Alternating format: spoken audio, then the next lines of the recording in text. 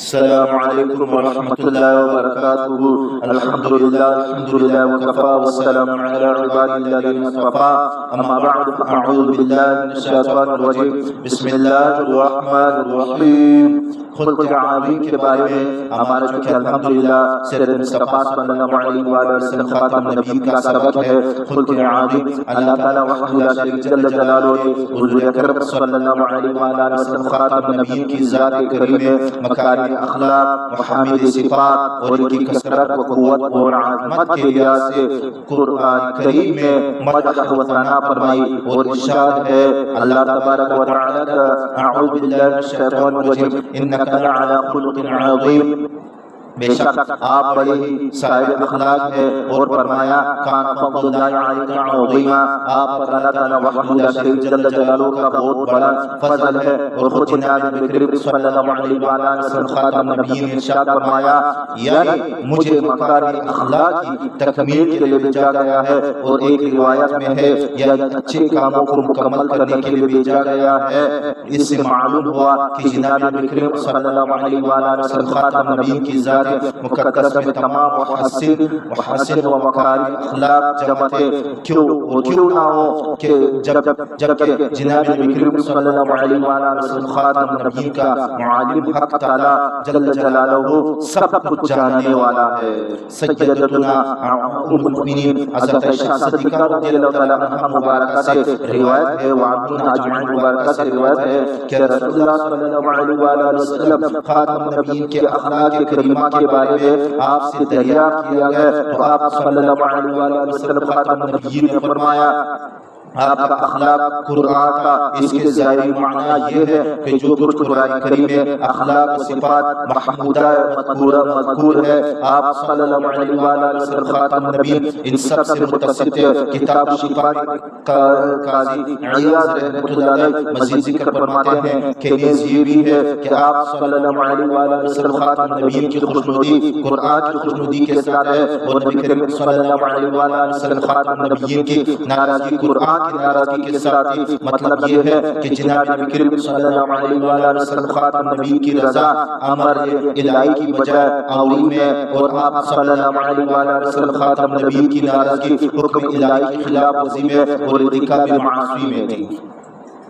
اور حوادث المعارف میں مذکور ہے، ایک کتاب ہے کہ سیدتنا ام المؤمنین حضرت عائشہ صدیقہ رضی اللہ تعالی عنہا وعنہم اجمعین کی مراد یہ تھی کہ قرآن کریم ہی حضور نبی کریم صلی اللہ علیہ وآلہ وسلم خاتم النبیین کا منظر اخلاق کا، یعنی کان خلقہ القرآن کے یہی معنی و مطلب ہے۔ حقیقت واقعہ یہ ہے کہ کسی کا فہم اور کسی کا قیاس حضور سید عالم صلی اللہ علیہ وآلہ وسلم خاتم النبیین کے موقع کی حقیقت اور نبی کریم صلی اللہ علیہ وآلہ وسلم خاتم النبیین کے حاج گناہ عظیم تک نہیں پہنچ سکتا، بجز اللہ تعالیٰ وحدہ لا شریک جل جلالہ کے کوئی نہیں پہچان سکتا۔ جس طرح اللہ تعالیٰ وحدہ لا شریک جل جلالہ کو حضور صلی اللہ علیہ وآلہ وسلم خاتم النبیین کے معنی کما حق کو کوئی نہیں پہچان سکتا، اس کی تعریف بجز اللہ تعالیٰ وحدہ لا شریک جل جلالہ کے سوا کوئی نہیں جانتا۔ حلم وعفو حضور نبی کریم صلی اللہ علیہ وآلہ وسلم خاتم النبیین کے صبر بردباری اور درگزر کرنے کی صفات نبوت کی عظیم ترین صفتوں میں سے ہے، نبوت کے عظیم ترین صفاتوں میں سے ہے۔ حدیث پاک میں ہے رسول اللہ صلی اللہ علیہ وآلہ وسلم خاتم النبیین نے کبھی بھی اپنی ذاتی معاملے میں اور مال اور دولت کے سلسلے میں کسی سے انتقام لیا مگر اس شخص سے جس نے اللہ تعالیٰ وحدہ لا شریک جل جلالہ کی حلال کردہ چیزوں کو حرام کر دیا ہے، تو اس سے اللہ تعالیٰ وحدہ لا شریک جل جلالہ ہی کے لیے بدلا گیا۔ حضور نبی کریم صلی اللہ علیہ وآلہ وسلم خاتم النبیین کا سب سے زیادہ اشد و سخت صبر غزوہ احد میں تھا کہ کفار نبی کریم صلی اللہ علیہ وآلہ وسلم خاتم النبیین کے ساتھ جنگ و مقابلہ کیا، آپ کو شدید ترین رنج و آلت پہنچایا، مگر نبی کریم صلی اللہ علیہ وآلہ وسلم خاتم النبیین نے ان پر نہ صرف صبر و عفو پر اکتفا فرمایا بلکہ ان پر شفقت و رحم فرماتے ہوئے ان کو اس ظلم و جہل میں معذور گرا دینا، اور فرمایا سبحان اللہ، اے اللہ میری قوم کو راہ راست پر لا کیونکہ وہ جانتے نہیں ہے۔ اور ایک روایت میں ہے اے اللہ انہیں معاف فرما دے۔ اور جب حبیب رضی اللہ تعالیٰ عنہ مبارک کو بہت شاک گزرا تو کہنے لگے یا رسول اللہ کاش اس پر دعا فرماتے کہ وہ ہلاک ہو جاتے۔ اللہ اکبر۔ نبی کریم صلی اللہ علیہ وآلہ وسلم خاتم النبیین نے فرمایا کہ میں لعنت کے لیے مبعوث نہیں ہوا ہوں بلکہ میں حق کی دعوت اور جہاد کے لیے رحمت ہو کر مبعوث ہوا ہوں۔ سبحان اللہ۔ صبر و استقامت اللہ کے رسول کی دیکھیں میرے محترم بھائیوں دوستو۔ حضرت انس رضی اللہ تعالیٰ عنہ مبارک سے روایت ہے کہ رسول اللہ صلی اللہ علیہ وآلہ وسلم خاتم النبیین نے فرمایا اللہ کے راستے میں مجھے اتنا ڈرایا یا دھمکایا گیا، اتنا ڈرایا دھمکایا گیا کہ کسی اور کو اتنا نہیں ڈرایا گیا۔ اللہ کی راہ میں مجھے اتنا ستایا گیا کہ کسی اور کو اتنا ستایا نہیں گیا۔ اور ایک دفعہ 30 رات 30 دن مجھ پر اس حال میں گزرے کہ میرے اور بلال کی بےکاری کی کوئی چیز ایسی نہ تھی جس کو کوئی جاندار کھا سکے سوائے اس کے جو بلال رضی اللہ تعالیٰ عنہ وعنہم اجمعین مبارک نے اپنی بغل کے اندر چھپا رکھا تھا۔ معارف الحدیث میں اگر آپ پڑھو گے تو آپ معارف الحدیث بھی دیکھ سکتے ہیں، شمائل ترمذی بھی دیکھ سکتے ہیں۔ صحابہ کا جب آپ ہمیں بتا دیجئے یوسف آپ مجھے بتا دیجئے صحابہ کو جب صحابہ کی کہا جاتا ہے تو یہ آسمان سے اتر گئے کہ آپ جو صحابہ ہو؟ نہیں، یہ دیکھو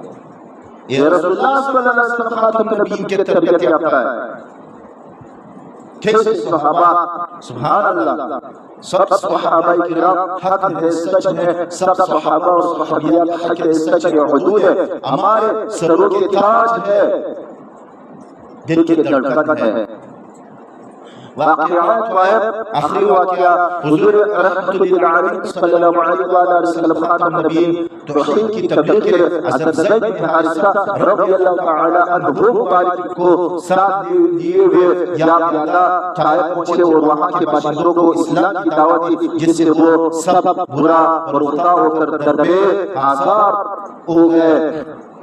اور وہاں کے سرداروں نے اپنے علاقوں اور شہروں کے لڑکوں کو سکھا دیا۔ وہ لوگ وہاں کے وقت نبی کریم صلی اللہ علیہ وآلہ وسلم خاتم النبیین پر اتنے پتھر پھینکتے کہ حضور اکرم صلی اللہ علیہ وآلہ وسلم خاتم النبیین لہو میں تر بتر ہو جاتے، خون بہہ کر نعال مبارک میں جم جاتا اور وضو کے لیے پاؤں جوتے سے نکلنا مشکل ہو جاتا۔ ایک دفعہ بدمعاشوں اور اوباشوں نبی کریم صلی اللہ علیہ وآلہ وسلم خاتم النبیین کو اس قدر گالیاں دیں، تالیاں بجائے، چیخیں مارے کہ حضور نبی کریم صلی اللہ علیہ وآلہ وسلم خاتم النبیین ایک مقام کے احاطے میں جانے پر مجبور ہو گئے۔ اسی مقام پر ایک دفعہ وعظ فرماتے ہوئے خدا کے محبوب رسول اللہ صلی اللہ علیہ وآلہ وسلم خاتم النبیین کے اتنی چوٹیں آئے کہ نبی کریم صلی اللہ علیہ وآلہ وسلم خاتم النبیین بے ہوش ہو کر گر پڑے۔ حضرت بلال رضی اللہ تعالیٰ عنہ مبارک اپنی پیٹھ پر اٹھایا اور آبادی سے باہر لے گئے۔ پانی کے چھٹے دینے سے ہوش آیا۔ اس سفر میں تکلیفوں عزاؤں کے بعد اور ایک شخص تک کے مسلمان نہ ہونے کے رنج و صدمے کے وقت بھی نبی کریم صلی اللہ علیہ وآلہ وسلم خاتم النبیین کا دل اللہ تعالیٰ جل جلالہ کی عظمت اور محبت سے لبریز تھا۔ اس وقت نبی کریم صلی اللہ علیہ وآلہ وسلم خاتم النبیین نے جو دعا مانگی اس کے الفاظ یہ ہے، اے اللہ میں اپنے ضعف بے بسی اور لوگوں کی نظروں میں اپنی تحقیر اور بے سامانی کی فریاد اس سے کرتا ہوں، اے ارحم الراحمین، اے درماندہ ناتوانوں کے مالک تو میرا رب ہے، اے تیرے آقا تو مجھے کس کے سپرد کر دیتا ہے، بیگانوں کے جو ترس روح ہوں گے یا دشمن کے جو میرے نیک وبد پر قابو رکھے گا۔ لیکن جب تو مجھ سے ناخوش نہیں ہے تو مجھے اس کی کچھ پرواہ نہیں، کیونکہ تیری عافیت اور تیری بخشش میرے لیے زیادہ وسیع ہے۔ میں تیری پاک ذات کے نور کی پناہ چاہتا ہوں جس سے آسمان روشن ہو جائے اور جس سے تاریکیاں دور ہو جائے اور دنیا و آخرت کے کام ٹھیک ہوں، تاریکیاں دور ہو جائے، دور ہوئے۔ اور دنیا و آخرت کے کام ٹھیک ہوئے، تجھ سے اس بات کی پناہ چاہتا ہوں کہ مجھ پر غضب نازل کرے